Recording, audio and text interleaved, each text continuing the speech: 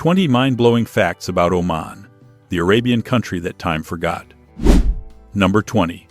Oman, a country without terrorism. When people think of the Middle East, most of us immediately picture news of terrorism, war, and bombings on TV. But there's a place that stands apart from all that chaos. Oman, a kingdom so peaceful that the Global Terrorism Index in 2016 to 2017 gave it a score of almost 0. What does that mean? Statistically, your risk of encountering terrorism here is much lower than in many major Western cities, where the news is filled daily with stories of shootings and robberies. According to the World Economic Forum, in 2019, Oman ranked among the top 5 safest countries in the world.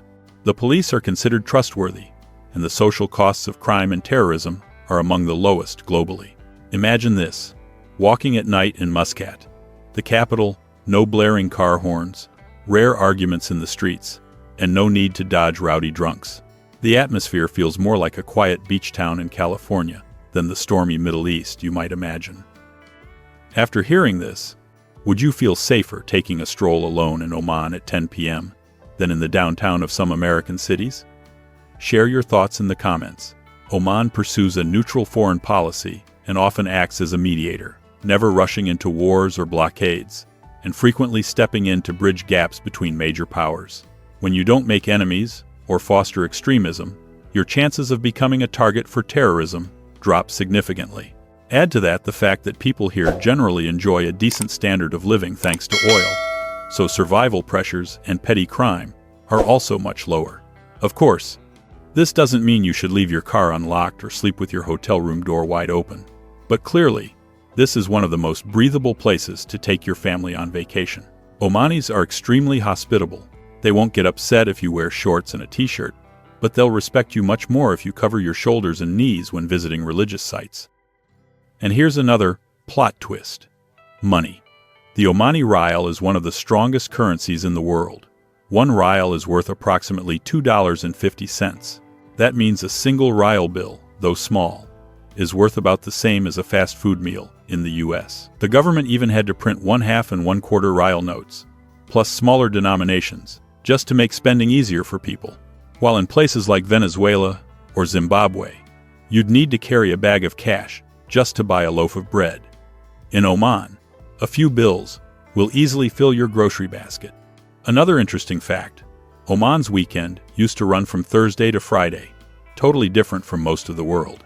But since 2013, they switched to Friday and Saturday, keeping Friday as the religious holiday while syncing with the International Work Week. So if you're visiting from the US or Europe, you'll have a unique experience. Friday is their day off, with crowded restaurants and beaches.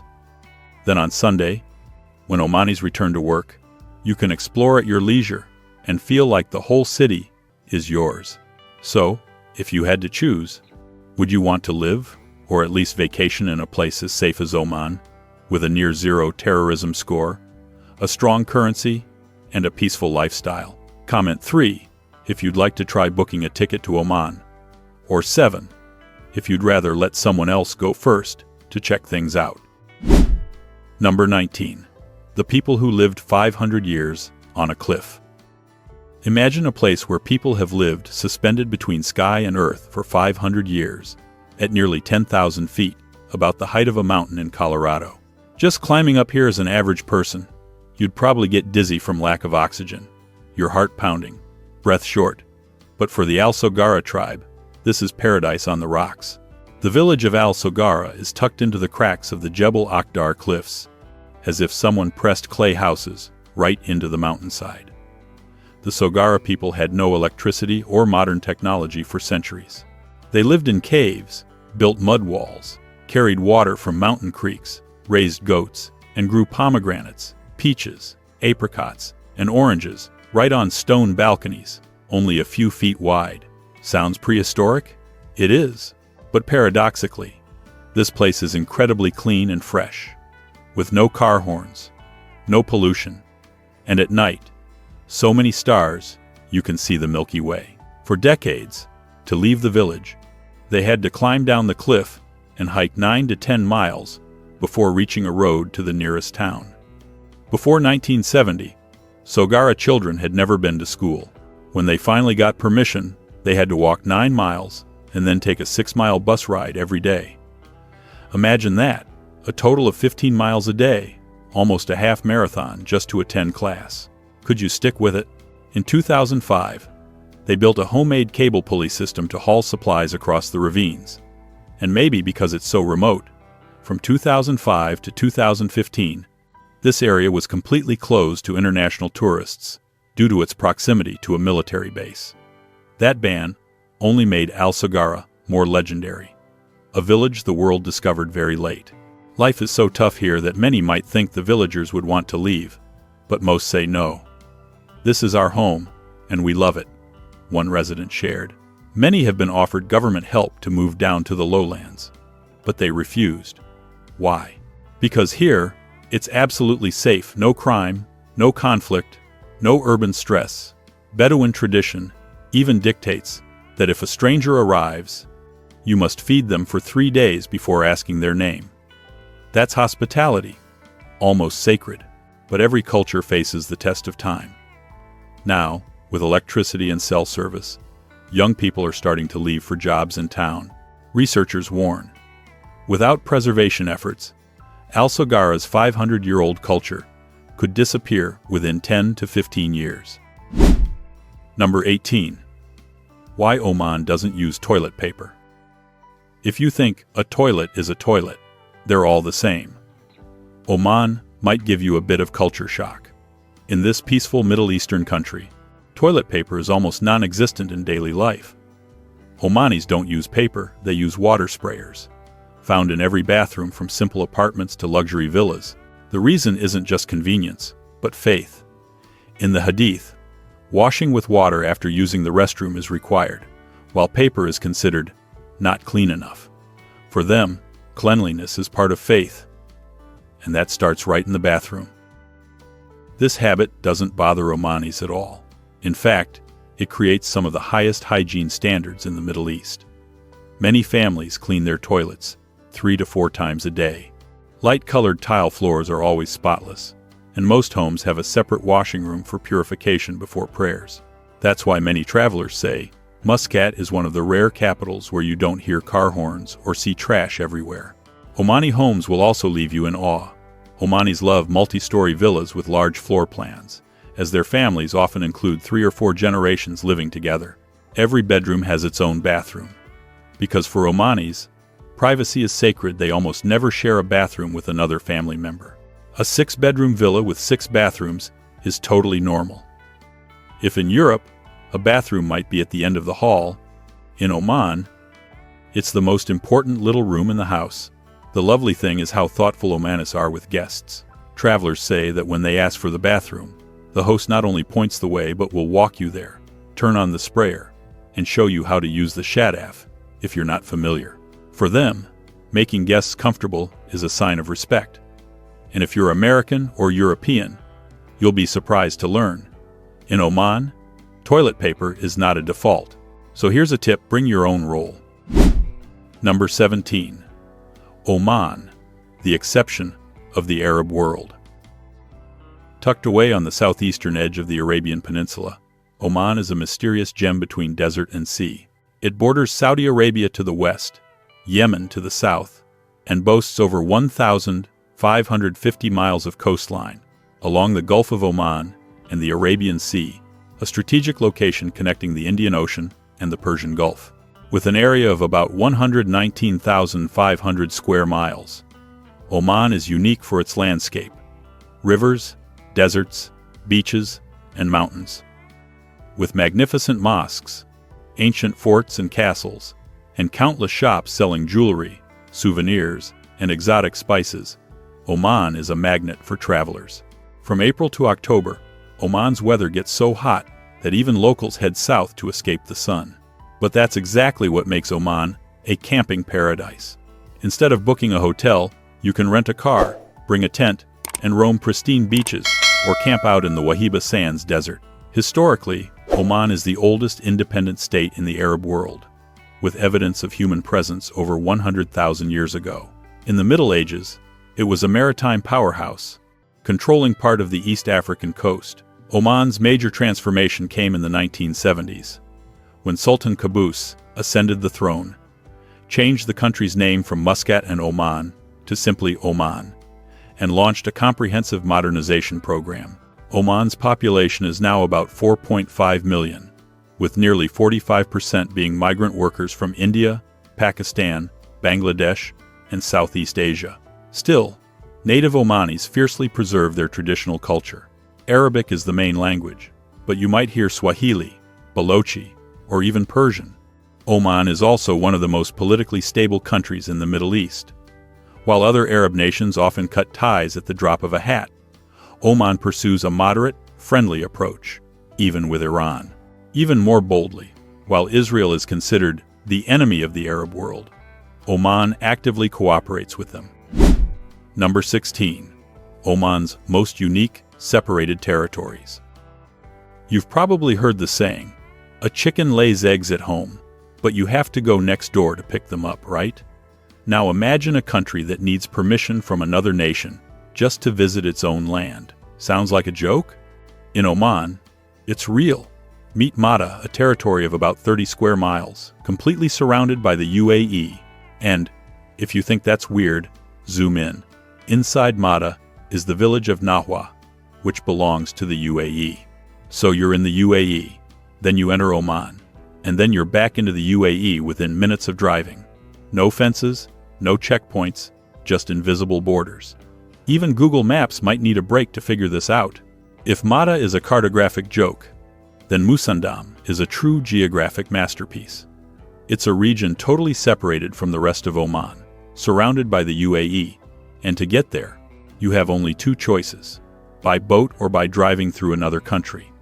But it's not just about administrative isolation, it's the stunning, natural beauty, rare in the Middle East. With three sides of towering mountains and one side facing the blue sea, Musandam has gorgeous purple coral reefs, dramatic fjords, and mountains that seem to touch the sky. And deep in the bay is the village of Kumzar, a place unreachable by car or on foot, only accessible by boat. They speak their own language, live in isolation, and remain a mystery. Want details about life in this village? Comment 2 below if you're curious. Or 3, if you'd like a broader explanation of why Oman has two separate territories. We'll share more with you. Number 15. Omani women and marriage policy with foreigners. Omani women embody the Middle Eastern image, but with a unique blend of mystery, elegance, and a touch of modern freedom. Following the Ibadi Islamic tradition, most women still wear black abayas and modest hijabs.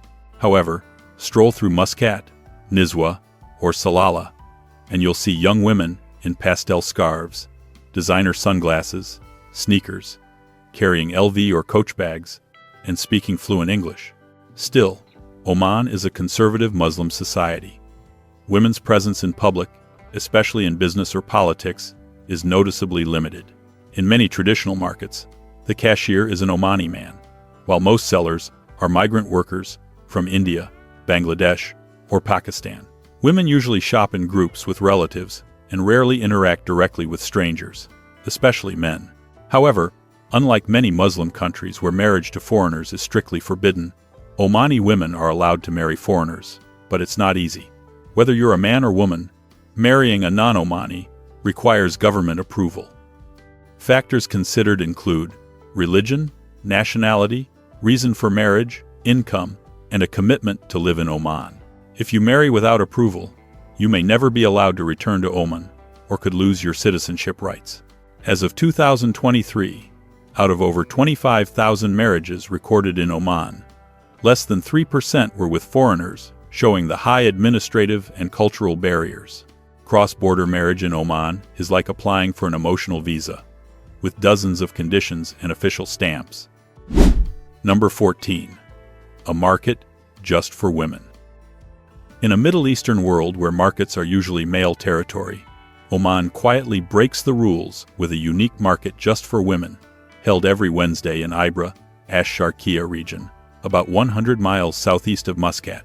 It's one of the world's rare markets where men are not served unless they're children or helpers carrying goods. What's fascinating is that women here aren't just shoppers. They're the merchants, negotiators, and artisans. They set prices, buy, sell, and are masters of bargaining. The Ibra Women's Market is not just a place to exchange goods, but a vibrant cultural space where mothers, sisters, daughters-in-law, and granddaughters gather not just to shop, but to chat, share recipes, beauty tips, and even the latest local news. You'll find everything from spices, baked goods, local herbs, handcrafted silver, and woven fabrics, to incense charcoal. You'll see Omani women in black abayas and colorful scarves, sitting on rugs, skillfully weighing rice and spices with traditional brass scales. No cash registers, no QR codes, just smiles, sharp eyes, and bargaining skills, worthy of Wall Street. Not far away is the men's market, Souk al-Matara, one of the oldest in Ash-Sharqiya, where all trade is handled by men. No women here is totally normal in Islamic culture, where women often avoid crowded public spaces. At Souk al-Matara, you'll see Omani men in long white dishdashes and embroidered kuma caps or headscarves. Stalls sell khanjar daggers, spices, fabrics, traditional items, and even goats or camels. The vibe is much more orderly and serious than you'd expect from a Middle Eastern market. Buyers and sellers speak quietly, with no pushing or shouting. Even when it's 113 degrees Fahrenheit outside, the market is kept impressively clean for an outdoor venue. What makes this area fascinating is the contrast with the Ibra Women's Market. If the women's market is lively with chatter, the smell of baked goods, the sound of weighing spices, and colorful rugs, the men's market is organized, quiet, and focused on business. One is a social space for women to exchange everything from food and herbs to news. The other is where men trade, discuss family matters, or prepare for tribal events. Women have their space, men have theirs. But in both, you'll find rare peace. No pushing, no noise, no haggling, no shoving. Number 13.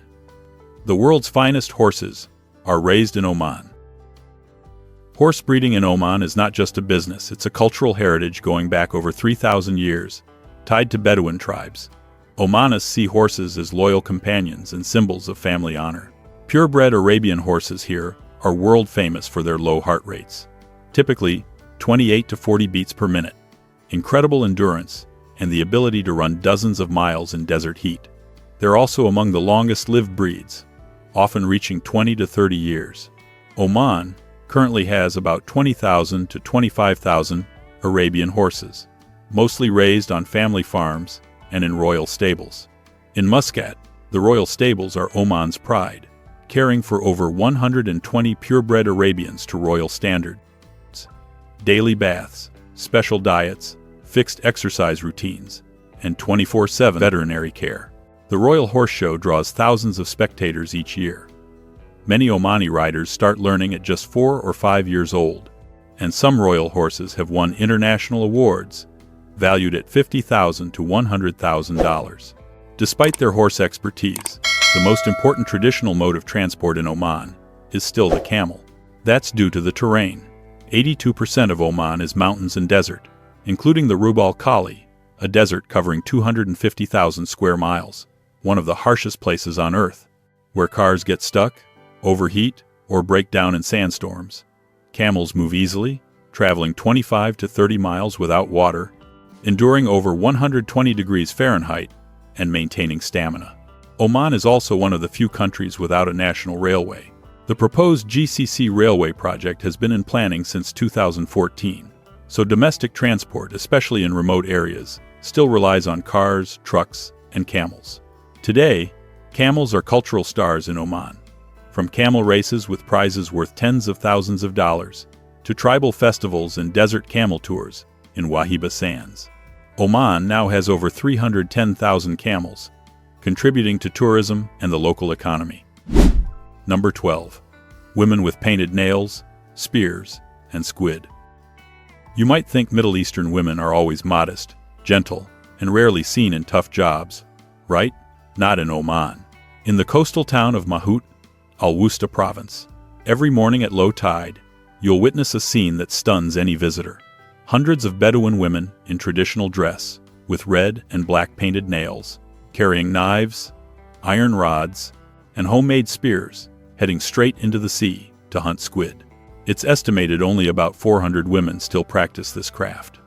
They walk barefoot on sharp rocks, carrying plastic tubs tied with rope and handmade iron spears. Every jab into the water combines experience, speed, and intuition skills honed since girlhood. Squid hunting in Mahout is almost a women's privilege, but it's fading with modernization. While the older women still wade into the sea daily, Oman's government is investing millions in offshore fishing fleets, processing plants, and the tuna industry. Men now go out on big boats with GPS, while women, the soul of coastal fishing, are being left behind. This generational gap is bittersweet. One of the longest serving is Sfia Anfasi, 58, who's been squid hunting for 40 years. But what saddens her isn't the rough seas or harsh sun. It's that young women now choose college or office jobs. Her own daughter did, too. She said something that left many journalists speechless. Our time has passed. Today, Omani women can drive taxis even with male passengers, rare in many Middle Eastern countries. They work in social services, management, business, and proudly state, Islam doesn't forbid women from working, just dress appropriately. So, in one country, you might meet a female lawyer leaving court, and just a few hours drive away in Mahout, see a Bedouin woman with red and black nails spearing squid in the sea. Number 11. Building a house? Follow the government color code. If you visit Muscat, Oman's capital, the first thing you might wonder is, why are all the houses the same color? That's right, the whole city is painted in 4 mandatory shades: white, beige, light brown, and creamy yellow. This isn't just aesthetic coincidence, it's a government regulation. Homes, hotels, even malls must follow this palette to blend with the Rocky Mountains, sun, and sand of the Gulf region. The result? Any photo you take in Muscat looks like a scene from a simple, picturesque Arabian movie. But it's not just color that's controlled. Building height is strictly limited. While Dubai, just a few hundred miles away, boasts the 2,717-foot Burj Khalifa, Muscat has almost no skyscrapers. Most buildings can't exceed 10 stories, and anything over 330 feet is nearly unheard of. The government wants to preserve the capital's traditional look, not let it be swallowed by modern concrete, and also to protect views of the sea and iconic limestone mountains. Still, Oman isn't ignoring modernization. One of its most ambitious projects is the Sultan Haitham Smart City, a brand new urban area covering about 5.7 square miles. But its projected population density will be 3 times that of Beverly Hills, with over 20,000 homes, plus a university, hospital, religious center, and public services. This isn't just a housing project, it's Oman's leap forward. The city is designed with smart infrastructure, environmental sensors to monitor air quality, real-time traffic cameras, and smart water management to save resources during hot seasons. When temperatures can reach 110 degrees Fahrenheit, the new architecture is heat-optimized, capturing natural breezes, limiting direct sun, and using materials that mimic traditional bricks to keep Muscat's signature look. Number 10. Oman. When you marry a person, you marry a whole week.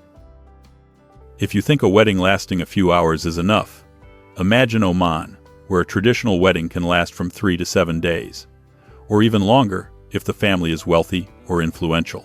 So don't be surprised if you see multiple weddings happening at the same time. Locals say an Omani wedding isn't complete until both families have been to Mutra Market for shopping. Only there can you find all the wedding essentials: gold, jewelry, ceremonial trays, jewelry boxes, silk, dye, and perfume. Interestingly, clothing shops have traditional sewing machines, so buyers can request alterations and get their clothes on the spot. A Muscat wedding can cost $50,000 to $100,000, and some families spend nearly $250,000 just to fly in performers from Dubai or Lebanon. But one thing that surprises many Westerners is that the bride and groom usually don't eat together. The wedding party is split. Men have their own celebration, women have theirs, each with different music, dancing, and menus. Men might perform the Raja, a traditional dance showing strength, while women wear colorful traditional outfits and dance to drums. Number 9. Hormuz, an otherworldly island on Earth. While the world flocks to blue sea, white sand, golden sun islands for Instagram, the Middle East has an alien island that makes travelers double-check the map. Hormuz, Oman's rainbow gem. Not blue like the Maldives, not white like the Bahamas. Hormuz's beaches have cola-colored water and ruby-red sand. This island covers about 16 square miles, roughly the size of Manhattan. The water has a reddish-brown cola tint in the sunlight, while the sand is truly unique. The iron oxide content in the soil is so high that locals use it to make cosmetics, pottery, and even food. You heard right. On Hormuz, people use the soil to cook fish, bake bread, make sauces, and even pickles. It's not just for painting pottery, it's on the dinner table. The red, iron-rich soil is called gular, a traditional ingredient used for both cooking and art. And don't worry, swimming here won't make you rust, but it might leave a bit of color on your skin for a few days, like a free fake tan. Plus, the island has wild architecture like the Valley of Colors, a canyon with over 70 natural shades of rock and soil, and the shelter for Hormuz, which looks like an alien base straight out of Dune. Number 8. The Camel Beauty Pageant. In Oman, camels aren't just animals, they're symbols of endurance, wealth, and national identity. In rugged mountains or deep deserts where modern cars stop, camels keep going. No gas, no GPS, just instinct and an amazing memory. For Omanis, camels are treasures. In traditional weddings, a beautiful camel can be a bride price. At camel markets in Nizwa or Salalah, it's normal to see people parading camels for sale.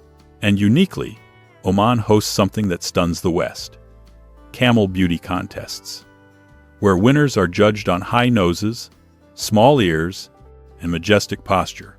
That's right, Oman has camel queens. These contests are held in winter, drawing hundreds of camel owners from across the Gulf, with prizes worth tens of thousands of dollars. A champion camel can fetch over $100,000, with some cases topping $500,000. Judges score big eyes, long lashes, balanced ears, high noses, long necks, and graceful walks, just like a real beauty pageant.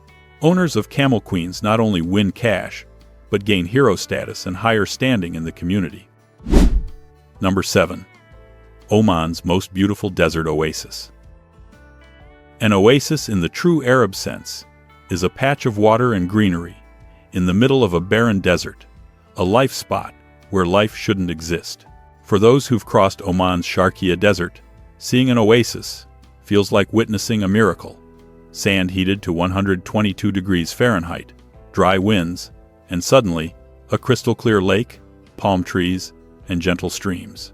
This is Wadi Bani Khalid, not just Oman's most beautiful oasis, but one of the Middle East's best. About 126 miles from Muscat, Wadi Bani Khalid is famous for having water year-round, extremely rare in the desert. While most Middle Eastern wadis are seasonal, this oasis is fed by underground springs from the Hajar Mountains, forming huge natural pools. The water is so clear you can see every stone on the bottom, and at noon, the lake reflects a blue-green so vivid, many think it's been color-edited. Around the lake are giant limestone blocks, sculpted by water and wind over millions of years, creating natural steps perfect for relaxing and enjoying the view. From November to February, temperatures are just 72 to 82 degrees Fahrenheit, perfect for swimming. Go further upstream, and you'll find smaller, quieter, and even bluer pools. Few know that Wadi Bani Khalid also has an ancient Falaj irrigation system, a UNESCO heritage that channels water from the oasis to palm groves, making this a real community, not just a tourist spot. Local kids often jump off rocks into the pools like it's a natural water park, while adults sip kawa coffee under the palms and chat. Even when crowded on weekends, the place is always clean. Omanis have a habit of cleaning up before they leave. The Kaf Magal cave lies deep in the valley, with red, blue, and orange rocks from minerals, and hiking trails along the creek that last for hours. Number 6. Festivals all year round. Oman is one of the few countries in the world where traditional festivals happen almost year-round, turning this Middle Eastern land into a living stage of culture, music, and community spirit. One of the biggest and most famous is the Muscat Festival, usually held at the start of the year and lasting a whole month. It's like a time fair, where you can enjoy Omani dances, camel shows, taste delicious shua barbecue, and buy exquisite local crafts. Even more special, Al-Eid festivals aren't just religious, they're a chance for Omanis to show traditional hospitality. During these times, every family opens their doors, even to strangers, offering food and conversation like old friends. Tourists visiting Oman during these festivals can live like a true local, something rare in many places. Oman also has folk festivals like the date harvest, dramatic horse and camel races, and fireworks festivals in Salalah, a green land like Hawaii in the middle of the desert. Each festival is a slice of Oman's vibrant cultural tapestry, where traditions still live strong. Number 5. Life in Muscat, the capital. If you're used to images of the Middle East as crowded cities with skyscrapers and traffic jams like Dubai or Doha, Muscat, Oman's capital, will be a pleasant surprise. Nestled by the Arabian Sea and surrounded by brown mountains, Muscat runs like a Swiss watch in the desert. Clean, quiet, orderly, and absolutely safe. Here, every building from malls to homes is painted white, creating a stunningly elegant and unified look. Any other color must be government approved, not just to control architecture, but to preserve the city's unique purity. You won't see soaring glass towers or flashy LED ads, just classic Arabian style. No mention of Muscat is complete without the Sultan Qaboos Grand Mosque, one of the world's most beautiful mosques, featuring a nearly 230-foot-long hand-woven carpet, weighing 44,000 pounds, and a 26-foot-wide Swarovski chandelier, once the world's largest. Even non-Muslims are awed by its detail and scale. After the mosque, stroll along Mutra Corniche, the city's most famous seaside promenade. Locals drink karak tea, watch sunsets, and chat in the cool evenings. Nearby is Mutra Souk, an ancient market filled with the scent of frankincense, cinnamon, and saffron. You'll find friendly vendors, sparkling handmade silver, and unique Omani goods. If you love the arts, the Royal Opera House Muscat will surprise you. It's the only opera house in the Gulf, hosting performances by Andrea Bocelli, Yo-Yo Ma, and other international stars. An ancient city with a modern cultural space, that's what makes Muscat special. Kurum Beach offers a simpler, more intimate side of Muscat. The 2-mile-long beach is so clean that families often bring their kids to swim on weekends. If you're a history buff, the Al-Jalali and Al-Marani forts stand tall on cliffs overlooking the sea, letting you feel Oman's past. Life here is slow. No car horns, no crowds. Muscat isn't a city that wows you instantly, but it's a place you'll remember for a long time. Number 4. Coffee is Oman's national drink. In Oman, coffee isn't just a morning beverage. It's part of daily life, like bread in Europe or tea in Asia. Omanis call their coffee kahwa, and if you try it, you'll notice it's very different from a strong espresso. Kahwa is made from lightly roasted green coffee beans, mixed with cardamom, sometimes saffron. The flavor is delicate, not bitter. Foreigners often say Omani coffee tastes more like fragrant tea than strong coffee. That's why it's drunk all day without causing insomnia. Oman consumes about 5,000 tons of coffee a year, mostly for traditional kahwa, not modern espresso machines. When you're invited to an Omani home, the person making kahwa is usually the host or the eldest. They pour it into a small, handleless cup called a finjan. You'll be offered 3 rounds, each with its own meaning. The first cup shows hospitality, the second respect, and the third gratitude. This ritual is something everyone visiting Oman should experience. It says a lot about Omani character. Gentle, polite, and respectful of guests. Kahwa is always served with dates, a dessert Oman consumes over 300,000 tons of annually, topping the region. People joke that if you hate dates, you'll struggle in Oman, because every home has a big tray ready for guests. But here's what surprises travelers most. Even though coffee is the national drink, The best-selling beverage in Oman is Mountain Dew. No joke. Oman's Mountain Dew consumption is among the highest in the Middle East. Many small stores stock only Pepsi and Mountain Dew. You'll need luck to find Coca-Cola. Omanis jokingly call it their Omani liquor, since it's everywhere: picnics, meals, festivals, and especially on days over 113 degrees Fahrenheit. Number 3.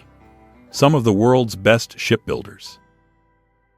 When it comes to shipbuilding, people usually think of giants like South Korea, Japan, or China, where robots weld steel day and night in modern factories.